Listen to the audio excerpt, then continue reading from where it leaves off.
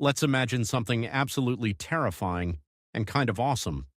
You wake up tomorrow morning, stretch, grab your phone, scroll through messages, and then boom.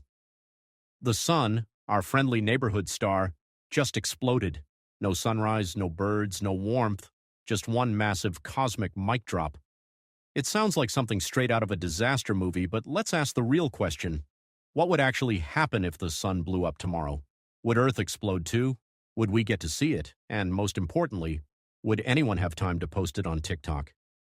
If the sun exploded right now, we wouldn't even notice, not immediately. That's because light from the sun takes 8 minutes and 20 seconds to reach Earth. So, for those 8 final minutes, everything would look totally normal. People would be making breakfast, walking their dogs, arguing online, completely unaware that the center of our solar system had just detonated. Then, the light from the explosion would hit us. The sky would turn from blue to a violent, blinding white, a flash so intense it would make every nuclear bomb ever created look like a sparkler. Then, just as suddenly, silence, darkness. The sun would be gone forever. Okay, quick science break. Our sun actually can't explode in a supernova. It's not massive enough.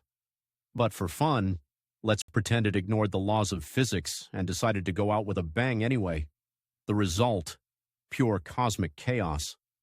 A wave of light and radiation would hit Earth at the speed of light, vaporizing everything on the side facing the sun.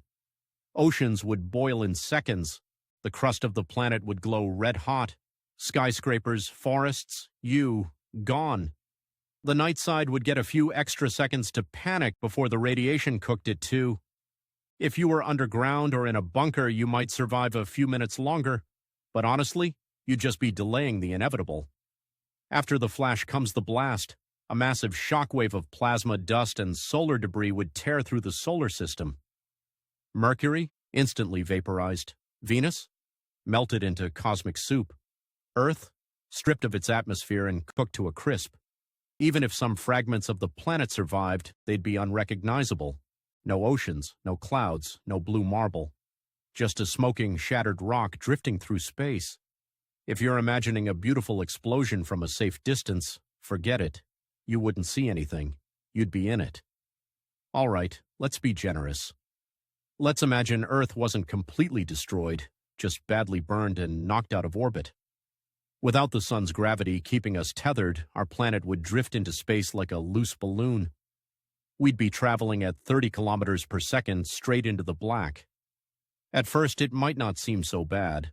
The stars would look amazing, but then the temperature would start to drop fast. Within a week, Earth's average temperature would fall to around minus 18 degrees Celsius, 0 degrees Fahrenheit. Within a year, it would hit minus 73 degrees Celsius, minus 100 degrees Fahrenheit. Oceans would freeze from the top down. The atmosphere would collapse and fall as frozen crystals. In other words, Earth would become a giant spinning ice cube. Now humans are clever. If we knew this was coming, we might try to survive underground. A few meters below the surface, the Earth actually stays a comfortable 17 degrees Celsius, 62 degrees Fahrenheit, year-round. So in theory, if we built massive underground cities powered by geothermal energy, we could hang on for a while. No sunlight, no crops, but we could grow mushrooms, recycle water, and maybe keep a few cows alive. It wouldn't be paradise, but hey, at least you wouldn't be frozen solid. The problem? Resources. Eventually, food, heat, and air would run out, the core would cool, and even those underground havens would freeze in silence. Still, it's better than instantly evaporating. Fast forward 1,000 years. Earth is unrecognizable. The oceans are locked under kilometers of ice. The atmosphere is frozen, no wind, no sound. Just an endless night sky and a dead planet drifting through space. The only life left might be deep-sea bacteria living near volcanic vents, the little guys that never needed sunlight to begin with. They'd keep doing their thing, totally unaware that the sun, the reason life ever existed, had died ages ago. Kind of poetic, right? The smallest creatures survived the biggest disaster. Now let's say scientists discovered the sun was about to explode. Could we do anything about it? Realistically, no. If it's happening tomorrow, there's no rocket fast enough, no ship big enough. You couldn't even leave the planet before the light from the explosion reached you. But if we had centuries of warning, maybe humanity could pull it off. We could build massive space habitats orbiting other stars, or even terraform Mars and move there. But the chances of surviving a sun explosion happening tomorrow? Zero. You'd be flash fried before you could even say, wait, what just happened? Here's a wild thought. If Earth kept drifting, it might, millions of years later, pass close to another star and get captured into orbit again. Would it heat up? Maybe. Would life come back? Possibly. Would humans still be around to see it? Definitely not. But that's the strange beauty of the universe. Destruction and creation are part of the same cycle. Stars die, new ones are born, planets form, life starts again. So even if our sun blew up tomorrow, somewhere out there, its remains might one day help build a new solar system.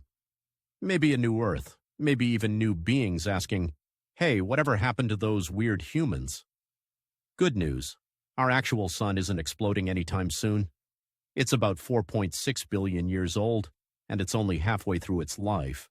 We've got another 5 billion years before things get truly dramatic. When it finally does die, it won't go supernova. Instead, it'll swell into a red giant, growing so huge it could swallow Mercury, Venus, and maybe Earth. Then it'll shed its outer layers, leaving behind a tiny dense core called a white dwarf, basically a super hot ember glowing quietly in space. No giant explosion, no instant doom, just a slow fade out, like the world's longest goodbye. Here's the beautiful twist. When the sun dies, it doesn't just end things, it starts something new. The gas and dust it releases will drift into space, eventually forming new stars and planets. That means one day, the atoms that make up you, your bones, your skin, your coffee cup, could become part of a new solar system. In a way, you'd be reborn, just not in a form that could still complain about Mondays. Every atom in your body was forged inside a star that died billions of years ago. When our sun finally goes, it'll continue that cycle, creating the building blocks for whatever comes next. So, yeah, the sun's death might not be the end. It might just be the beginning of something even more amazing. But let's say humanity somehow survives, maybe on Mars, or deep in a space station orbiting another star. They'd look back toward where the sun used to be, just a dark patch of space. And remember, that's where it all began. Earth, the first home, the place where life learned to walk, speak, and look up at the sky in wonder. Even if the sun's light goes out, our legacy might still travel across the stars, in satellites and signals and fragments of metal floating through space, whispering, we were here. So before you panic, the sun's not exploding tomorrow. It's stable, predictable, and still got a few billion years left in the tank. That gives us plenty of time to evolve, move to other worlds, or invent new suns of our own. Artificial stars, anyone? But it's worth remembering just how dependent we are on that bright ball of fire. It's not just a source of light, it's the reason you exist at all. Every sunrise, every tan line, every flower, every breath, all powered by the same star that's been shining since long before humans existed. So maybe tomorrow, when you step outside, take a second to look up. Not too long, don't blind yourself, but long enough to appreciate it. That glowing sphere 150 million kilometers away is the heartbeat of our solar system, and one day when it finally fades, it'll leave behind something beautiful. Until then, enjoy the warmth, wear sunscreen, and maybe don't take your next sunrise for granted, because someday it really won't come.